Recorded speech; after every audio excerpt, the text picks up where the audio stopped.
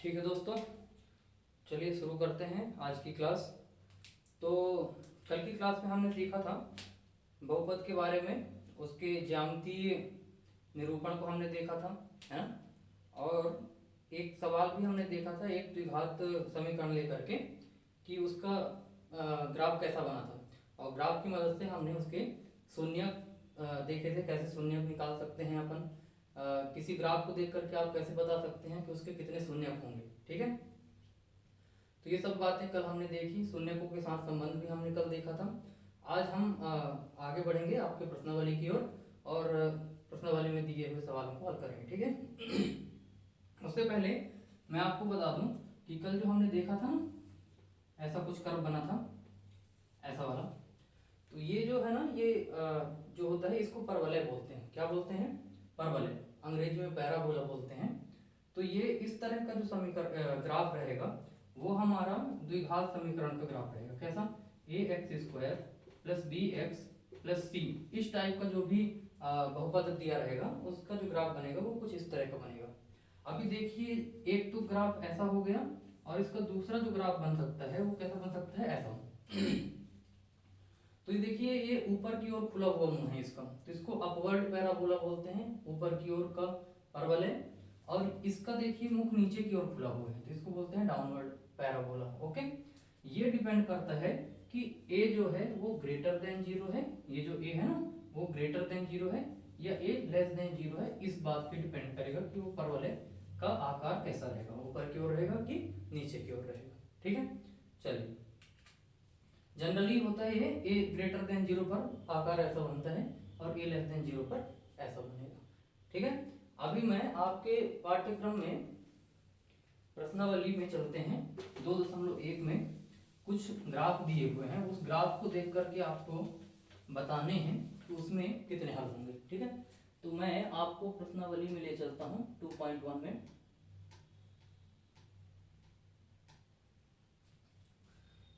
तो देखिए, प्रश्नावली 2.1 की बात करेंगे हम लोग।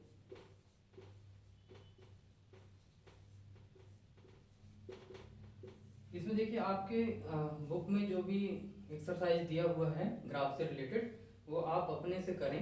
मैं आपको यहाँ पे कुछ अपने से एग्जांपल लेकर के समझा देता हूँ कि कैसे हम ग्राफ की मदद से उसके शून्यकों की संख्या निर्धारित करें। ठीक है, 4-5 एग्जाम्पल के माध्यम से देख लेते हैं, बाकी का सवाल आप लोग अपने बुक का खुद से कर लें। ठीक है, चलिए मैं कुछ सवाल बनाता हूँ, ग्राफ बनाता हूँ।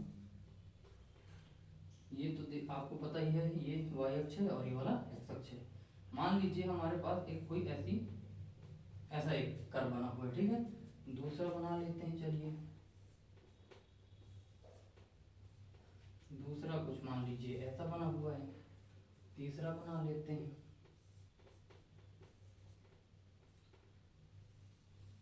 तीसरा कुछ ऐसा बना हुआ है।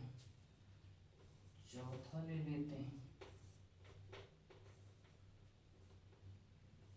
चौथा कुछ ऐसा बना हुआ है। पांचवा बना देता हूँ।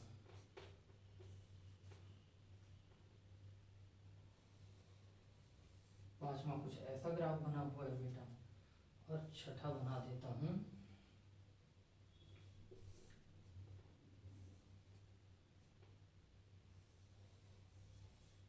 ऐसा। तो इस तरह के कुछ मान लीजिए हमारे पास ग्राफ दिए हुए हैं, और इनमें हमको बताना है कि कितने शून्यक होंगे। ये जो हॉरिजॉन्टल लाइन है इसको एक्स अक्ष बोलेंगे, और ये ऊपर वाली लाइन को वाई अक्ष। ये सब वाई अक्ष हैं और ये एक्स अक्ष है। एक्स वाई वाई और ये एक्स। ठीक है, अब चलिए देखते हैं।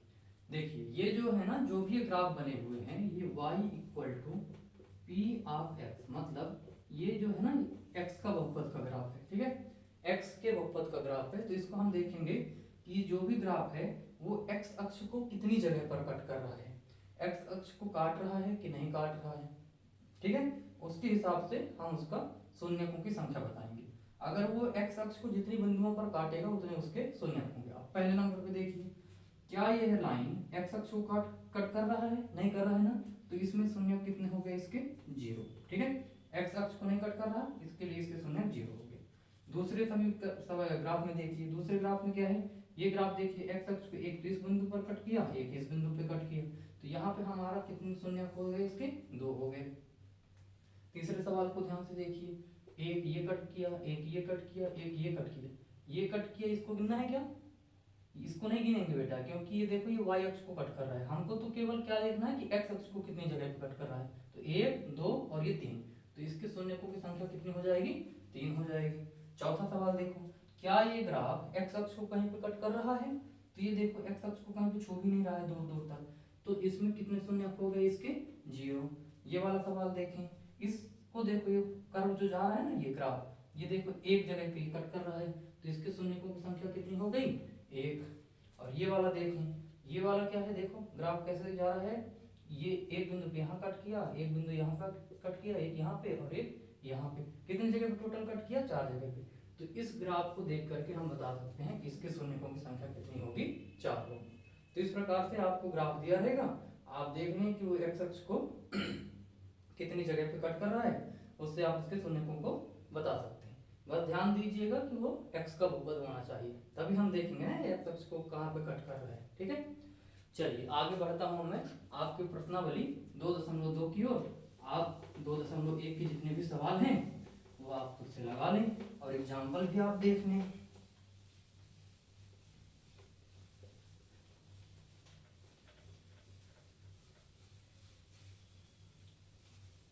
चलिए आज हम 2.2 में अब क्या देखेंगे प्रश्नावली में,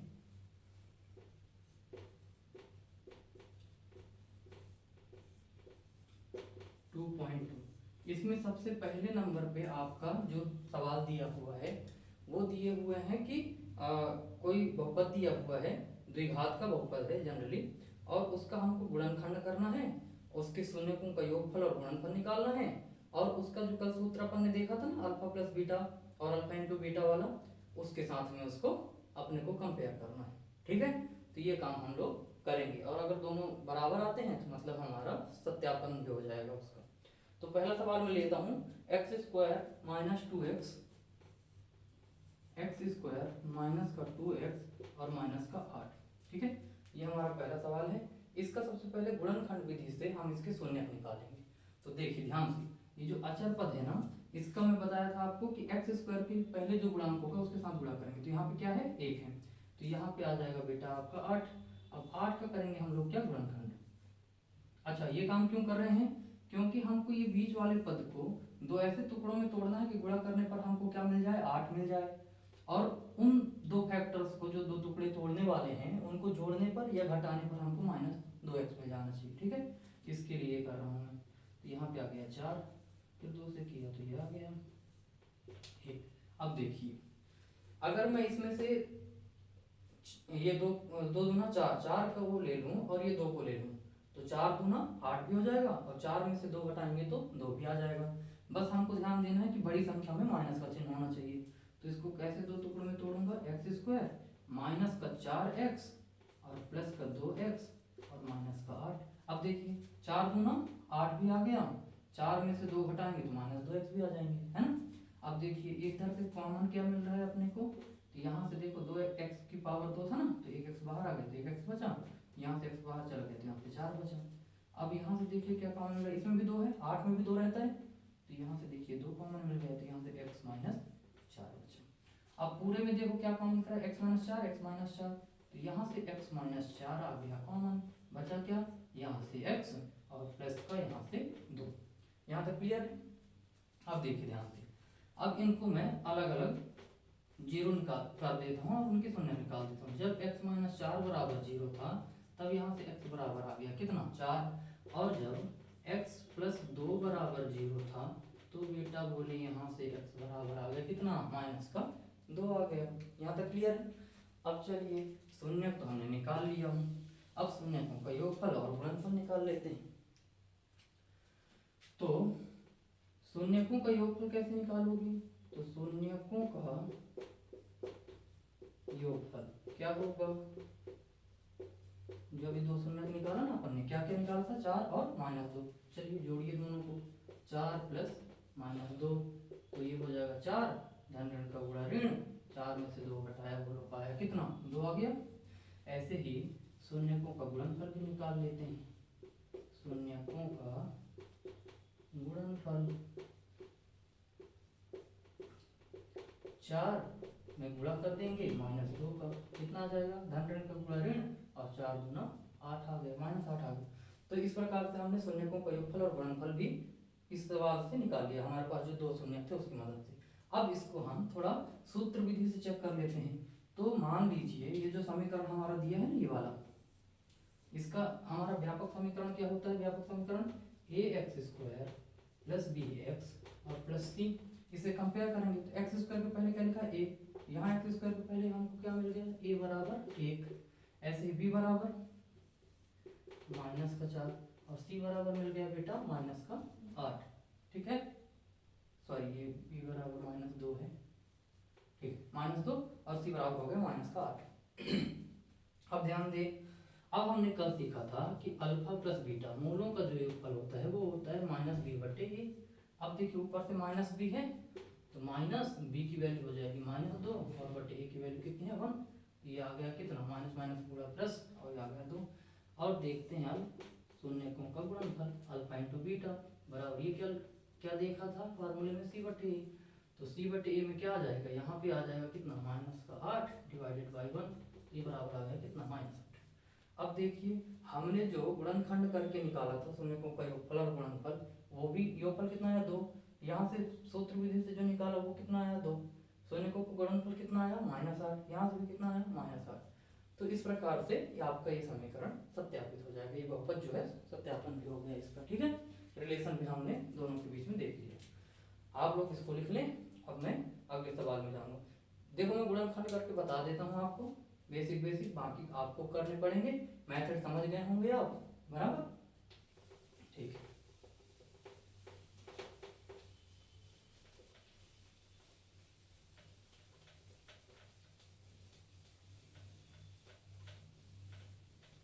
चलिए दूसरा सवाल लेते हैं बेटा। दूसरा सवाल है 4s², दूसरा सवाल है 4s² - 4s + 1।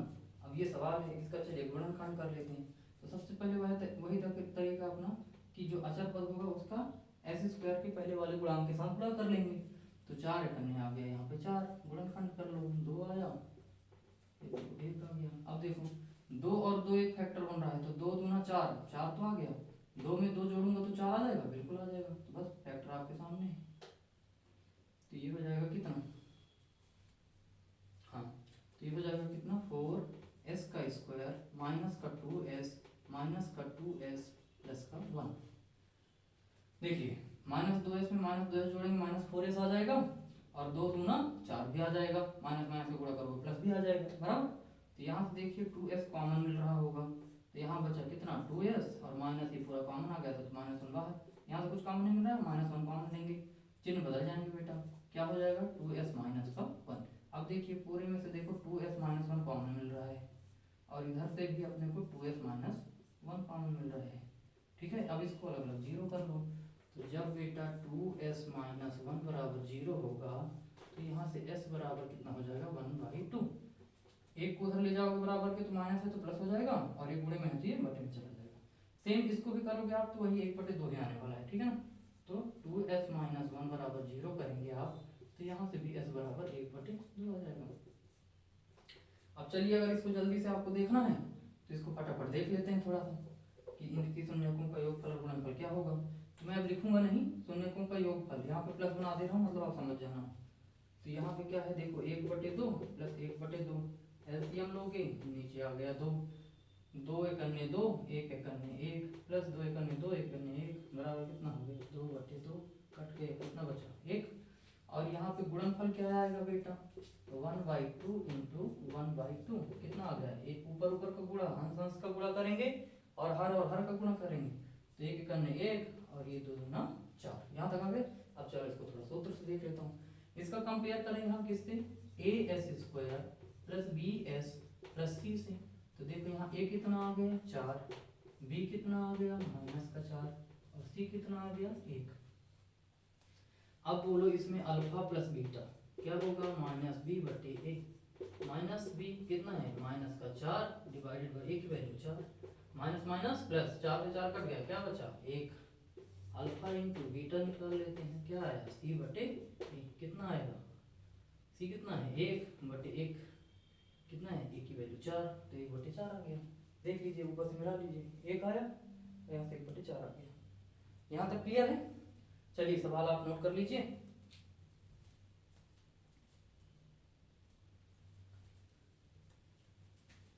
ठीक है, चलिए अब हम लोग चलते हैं अगले सवाल की तरफ। तीसरा सवाल देखेंगे बेटा।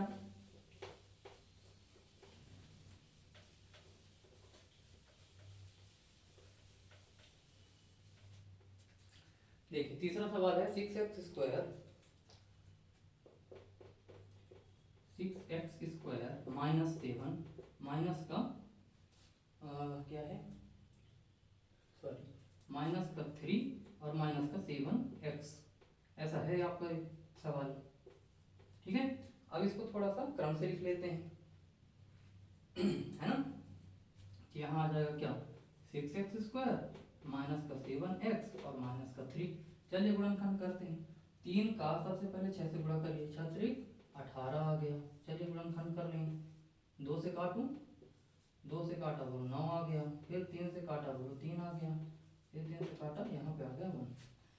अब देखिए फैक्टर बनाते हैं। 2 तिहाई 6 और 3, 6 और 3 का गुणा करेंगे तो 18 आ जाएगा, 6 त्रिक 18। लेकिन 6 में 3 जोड़ेंगे घटाएंगे तो क्या 7 आएगा। 6 में 3 घटाया 3, 6 में 3 को जोड़ा क्या है 9, नहीं आ रहा, तो ये फैक्टर नहीं काम करेगा। अब क्या करें, तो 3 त्रिकाई 9 और 2, तो 9 दूना भी 18 और 9 में 2 घटाएंगे तो बोलो कितना आया 7 आ गया। तो 9 और 2 हो गए इसके फैक्टर। तो यहाँ पे आ जाएगा 6 स्क्वायर माइनस का 9, देखो बड़ी संख्या में अपन माइनस का चिन्ह लगाएंगे क्योंकि यहाँ पे क्या है माइनस, प्लस का 2x और माइनस का 3। देखो 9 दूना 18 और 9 में 2 घटाए तो 7x। यहाँ से देखिए कॉमन क्या मिला 3x, 3 दूना 6, तो यहाँ बचा 2, यहाँ पे कितने x थे 2, तो बचा कितना 1x माइनस 3 त्रिकाई 9, x आ गया कॉमन। यहाँ पे बोलिए कुछ कॉमन दिख रहा है नहीं, तो 1 2x माइनस 3। अब देखिए पूरे इसको देखिए, इसमें अपने को 2x माइनस 3 कॉमन मिल रहा है और इधर से क्या बचा 3x और प्लस के बाद 10 बचा 1, बन गया, हो गया गुणनखंड इसका। अब चलिए इनको अलग अलग शून्य कर लीजिए। तो 2x माइनस 3 जब आपने जीरो किया तो यहाँ से x बराबर क्या आ जाएगा 3 बटे 2, और जब आपने 3x प्लस 1 बराबर 0 किया तो बेटा बोलो यहाँ से आ जाएगा x बराबर माइनस 1 बटे 3। यहाँ तक समझ में आ गया? ठीक, अब हम लोग देखेंगे क्या, इनका योगफल देख लेते हैं और गुणनफल देख लेते हैं। ठीक है, तो चलिए मैं फिर से वही, ये हो गया योगफल, शून्यकों का योगफल निकाल रहे हैं, तो 3 बटे 2 और माइनस का 1 बटा 3। एलसीएम लेना आता होगा आपको, एलसीएम ले लें, 3 दूना 6 एलसीएम आ जाएगा, 2 तिहाई 6, 3 त्रिकाई 9 माइनस 3 दूना 6, 3 एकन्ने 3 दूना 6, 2 एकन्ने 2, तो यहाँ आ गया कितना 9 में 2 गया 7 बटे 6। और इसका गुणनफल निकाल लेते हैं बेटा, 3 बटे 2 गुणे, ये गुणे का चिन्ह ठीक है, और माइनस का 1 बटे 3, ये 3 से 3 कट गया, बचा क्या माइनस का 1 बटे 2। यहाँ तक क्लियर है? अब देखिए ये जो हमारा समीकरण था इसका मैं कंपेयर कर लेता हूँ किससे, A X square plus B X plus C से। तो यहाँ पे हमारे पास ए कितना आ गया 6, बी कितना आ गया माइनस का 7 और सी कितना आ गया बोलो माइनस का 3। अब चलिए सूत्र लगाता हूँ, अल्फा प्लस बीटा बराबर हमको पता है क्या होता है माइनस बी बटे ए, रखें वैल्यू माइनस माइनस 7 और डिवाइडेड बाई ए की वैल्यू कितनी है 6, माइनस माइनस का गुणा प्लस तो 7 हो गया, अब नीचे आ गया 6, और अल्फा इंटू बीटा निकाल लो बेटा, क्या आया सी बटे, सी की वैल्यू कितनी है -3, ए की वैल्यू कितनी है 6। अब इसको देखो 3 दूना 6, तो ये -1 बटे 2, मैच करा लें ऊपर से 7 बटे 6, 7 बटे 6 -1 बटे 2 -1 बटे 2। तो इस प्रकार से आप गुणनखंड कर सकते हैं। ठीक है, यहाँ तक क्लियर है?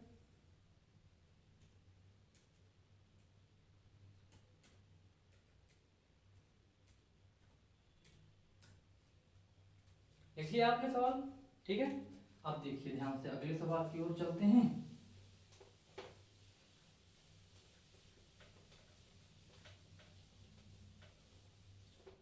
चलिए चौथा सवाल है। अब मैं पूरा करूंगा नहीं, केवल आपको गुणनखंड करके दिखा दे रहा हूँ बस, ठीक है। चौथा सवाल जो है वो है क्या, 4u² प्लस प्लस का 8u 8u, ये हमारा समीकरण है। अब इसमें देखिए ध्यान से आप, इसमें आपको गुणनखंड के लिए अचर पद तो है ही नहीं, तो अभी क्या करेंगे, डायरेक्ट देखो इसमें से कॉमन दिख रहा है, क्या कॉमन दिख रहा है, 4u कॉमन दिख रहा है। तो 4 तो बाहर आ गया, 2u में से 1u बाहर आ गया, यहाँ क्या बचा u प्लस 4 दूना 8, u चला गया कॉमन। अब इसको कर लो 0, 4 तो कांस्टेंट है, ऑटोमेटिक 0 की तरफ चला जाएगा। तो यहाँ से जब u बराबर आप 1 तो 0 मिल गया, और u प्लस 2 को जब आप 0 करेंगे तो यहाँ से u बराबर क्या हो जाएगा आपका -2। अब इसका देखो योगफल निकालना है तो क्या आ जाएगा, योगफल 2, योगफल करेंगे तो 0 में -2 जोड़ेंगे कितना आएगा -2, है ना। और जब गुणनफल निकालेंगे तो कितना आएगा 0, क्योंकि शून्य में किसी का भी गुणा करो क्या हो जाता है 0। अब इसको देखो अगर कंपेयर करता au² plus bu plus c से, तो यहाँ पे au² मतलब क्या, a की वैल्यू कितनी हो जाती है 4, b की वैल्यू कितनी हो जाती है 8, c की वैल्यू कितनी हो जाती है 0, क्यों, अचर पद है ही नहीं। ध्यान से देखें अब, अल्फा प्लस बीटा कितना आता है -b/a, b की वैल्यू कितनी थी बेटा 8, इसके पहले लगा दो माइनस, क्योंकि फार्मूले में लगा है, यहाँ पे आ गया 4, तो 4 दूना 8 -2। अल्फा इंटू बीटा निकालते कितना आता है c/a, c की वैल्यू कितनी है 0/4, कितना आ जाता है 0, देख रहे मैच करा लें, -2 और 0 आ गया। तो इस तरह से आप लोग सवाल हल करेंगे, बहुत ही सिंपल है। अगर कॉन्सेप्ट आपको क्लियर है तो आप सवाल हल कर पाएंगे, ठीक है। एक और सवाल बता देता हूँ, बाकी का एक सवाल आप लोग खुद से लगाएंगे। अगला है t² - 15, t² - 15 ऐसा है। अभी देखिए एक सवाल बताया था आपको मैंने, एक फार्मूला कि a² - b² बराबर a + b और a - b, ऐसा कुछ होता है, ठीक है। अब देखिए यहाँ t² है, तो t² बढ़ने दीजिए, इसको हम लिख सकते हैं क्या, √15 का स्क्वायर। तो a² - b² वाला फार्मूला लगाएंगे तो एक में आ जाएगा t प्लस का √15 और एक में आ जाएगा t माइनस का √15। अब इन दोनों को अलग अलग 0 कर लें, जब t प्लस √15 बराबर 0 है तो यहाँ से t की वैल्यू क्या आ जाएगी माइनस का √15, और जब t माइनस √15 बराबर 0 था तो यहाँ से बेटा t की वैल्यू आ जाएगी क्या प्लस का √15। अब इसका मूलों का योगफल आप निकाल लें, मूलों का गुणनफल निकाल लेना और कंपेयर कर लेना, है जी। चलिए बहुत बढ़िया। अब चलते हैं दूसरे सवाल की ओर। दूसरे सवाल में बेटा आपको मूलों का योगफल और गुणनफल दिया हुआ है, ठीक है। अभी हम लोग मूलों का योगफल और गुणनफल निकाल रहे थे, अब दूसरे सवाल में आपको मूलों का योगफल और गुणनफल दिया हुआ है। उसमें करना क्या है, उससे हमको बहुपद बनाना है, ठीक है।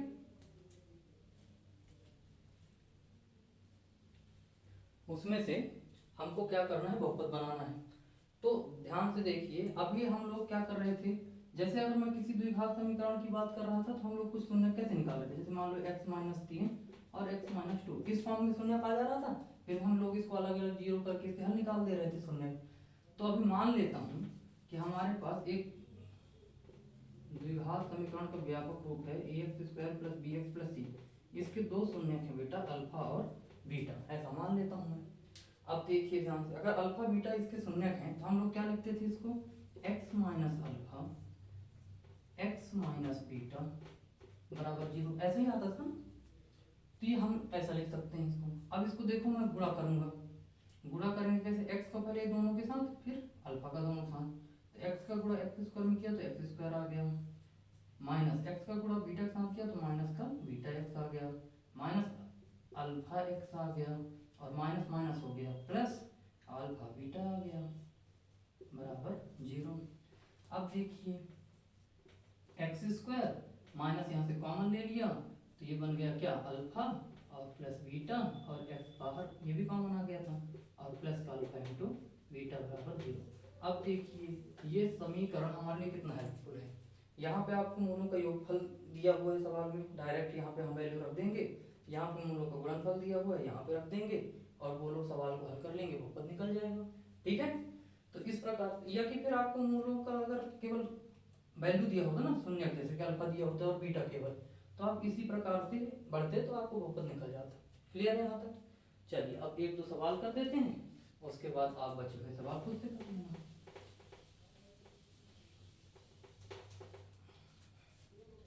चलिए वो फार्मूला जो आया था वो कैसा कुछ था, x square minus alpha plus beta x और प्लस अल्फा इंटू बीटा। ये पता नहीं फार्मूला कहाँ से आया, ये हमने जब शून्य के रूप में लिख के और इसको हल किया तब यहाँ तक पहुँचे हम लोग।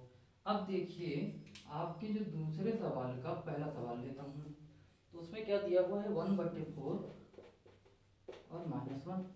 तो यहाँ पे देखिए क्या दिया हुआ है, अल्फा प्लस बीटा कितना दिया है 1/4 और अल्फा इंटू बीटा क्या दिया हुआ है -1 दिया हुआ है। ठीक है, अब देखो इसको हल करना है, तो x square minus alpha plus beta x plus alpha into beta बराबर 0 कर लेते हैं। अब देखिए ध्यान से, यहाँ से क्या हो जाएगा, यहाँ पे आ जाएगा x square minus alpha plus beta की जगह में क्या आ गया 1/4 इंटू एक्स और यहाँ पे प्लस अल्फा इंटू बीटा की जगह पे -1 बराबर 0। चलिए और हल करिए, एक्स स्क्वायर माइनस x/4 धन ऋण का गुणा ऋण 1 बराबर 0।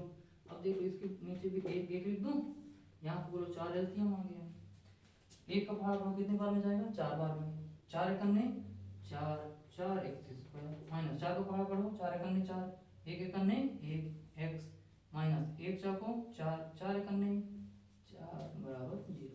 ये 4 का जब तिरक गुणा करोगे तो 0 हो जाएगा ना, 4 के साथ जब गुणा होगा तो शून्य का, तो यहाँ से आपका समीकरण बन के आ गया क्या 4x square minus x minus 4, ये हो गया आपका बहुपद बराबर 0। ठीक है, तो इस प्रकार से आप निकाल लेंगे। चलिए एक सवाल और कर लेते हैं,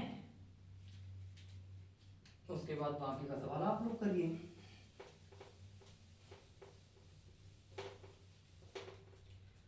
दूसरा जो सवाल है उसमें दिया हुआ है अंडर रूट ऑफ, क्या दिया है 2 और 1/3। ये देखिए ये सवाल में दिया हुआ है, तो यहाँ पे जो हमको मूलों का योगफल दिया है कितना दिया है अंडर रूट 2 और मूलों का जो गुणनफल दिया हुआ है वो दिया है 1/3। इस समीकरण में हम लोग इसकी वैल्यू रख देंगे x square minus alpha plus beta x और प्लस का अल्फा इंटू बीटा बराबर 0।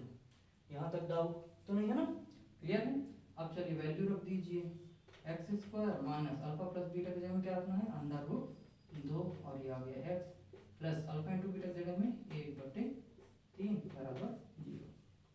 हल कर लो, यहाँ पे 1/1 कर दूँ, एलसीएम ले लो, कितना आया 3, तो 3 यहाँ पे 1 है ना, देखो 1 3 3, तो 3 एकन्ने 3 एक्स स्क्वायर माइनस 1 का पहाड़ा पढ़ेंगे कितनी बार 3 बार, तो 3 का ऊपर गुणा करेंगे 3 अंडर रूट 2 एक्स हो गया, 3 का पहाड़ा पढ़ा कितना बार एक बार, 3 एकन्ने 3 होता है ना, तो 1 एकन्ने 1 ये आ गया बराबर 0। अब देखो तो गुणा करोगे तो 3 हो जाएगा 0, तो क्या बचा 3x square minus 3 under root 2x और प्लस 1 बराबर 0, ये आ गया आपका बहुपद। क्लियर है? तो इस प्रकार से आपको बाकी के दिए हुए सवालों को हल कर लेना है बेटा, जब तक आप खुद से करेंगे नहीं तब तक आप सीखेंगे नहीं। ठीक है, तो इस प्रकार से हमने बहुपद वाला जो टॉपिक है वो क्लियर कर लिया, कवर कर लिया है।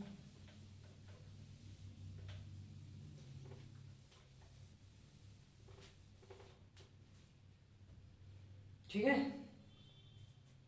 चलिए अब देखो, मान लीजिए अगर आपके पास एक बहुपद दिया होता पी ऑफ एक्स, त्रिघात बहुपद होता A X cube plus B X square plus C X और प्लस डी, ऐसा कोई एक बहुपद दिया होता 3 घात का, और अगर कहता मान लीजिए हमारे पास बोलता कि कोई एक शून्यक है, अल्फा है या बीटा है कुछ भी है, अगर शून्यक है उसका तो वो क्या करेगा इस समीकरण को संतुष्ट करेगा, मतलब इस वैल्यू को जब आप इसके अंदर x की जगह में वैल्यू को रखेंगे ना, तो इसका जब लास्ट में आप हल करेंगे तो ये 0 आना चाहिए। अगर 0 आ गया तो बोलो ये इसका क्या है, एक शून्यक है। नहीं आया मतलब नहीं है। अरे हमने ग्राफ में भी देखा ना, कोई सा भी ग्राफ जैसे बनता था तो उसमें शून्यक को कहाँ पे परिभाषित करते थे, जहाँ पे उसका क्या होता था, जहाँ पे उस समीकरण का हल, जैसे ग्राफ है ना, ग्राफ में देखो उसकी वैल्यू उस पॉइंट पे क्या हो जाती थी, 0 हो जाती थी, है ना। तो वहां पे अपने को वो वैल्यू मतलब पूरे फंक्शन की एक्स के टर्म में उसकी वैल्यू 0 मिलती थी, तभी हम बोल पाते थे कि हाँ उसका एक शून्य है वो। क्लियर। तो यहाँ पे कोई भी फंक्शन जो दिया रहेगा 3 घात के बहुपद हो 4 घात के बहुपद हो, अगर उस पे कोई शून्य बोलता है कि है कि नहीं चेक करो, तो आप उसको उस समीकरण में रख देंगे। अगर उसकी वैल्यू 0 आ गई तो बोलो उसका शून्य कहलाएगा, नहीं तो फिर क्या होगा, उसका शून्य नहीं कहलाएगा। यहाँ तक क्लियर है।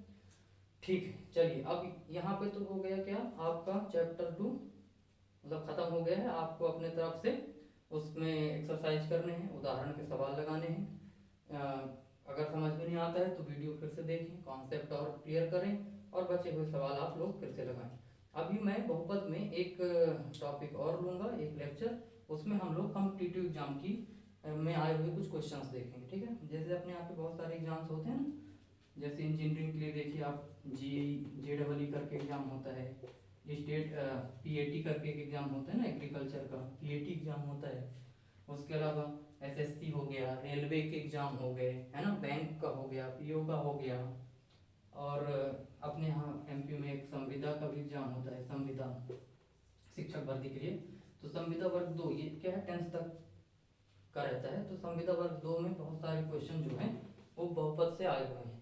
तो ये मैं कल के टॉपिक में कुछ कॉम्पिटिटिव एग्जाम के बारे में अपन चर्चा कर लेंगे, मतलब कौन कौन से टाइप के क्वेश्चन आते हैं और उनको कैसे हल करना है। क्या होता है जनरली हम लोग क्या है कि काफ़ी दिनों से छूटा रहता है ना, तो हमको क्या बहुत बेसिक्स, बहुत छोटी छोटी चीज़ें भी क्या है पेपर में हम लोग सॉल्व नहीं कर पाते हैं। तो हम लोग एक बार थोड़ा सा रिवाइज कर लेंगे और सवाल देख लेंगे किस तरह के क्वेश्चन आपके कॉम्पिटिटिव एग्जाम में भी आते हैं। ठीक है, चलिए अब नेक्स्ट क्लास में मिलते हैं। आप लोग अपना होमवर्क करें, एक्सरसाइज करें, ठीक है, और जितना सवाल लगाएंगे उतना ज़्यादा आपको कमांड मिलेगा। कॉन्सेप्ट पे विशेष ध्यान दें, कॉन्सेप्ट समझ में आ गया तो आपको सवाल बच्चों जैसा लगेगा, फिर एकदम आराम से आप हल कर पाएंगे। ठीक है, आज की क्लास यहीं पे ख़त्म करते हैं। Thank you.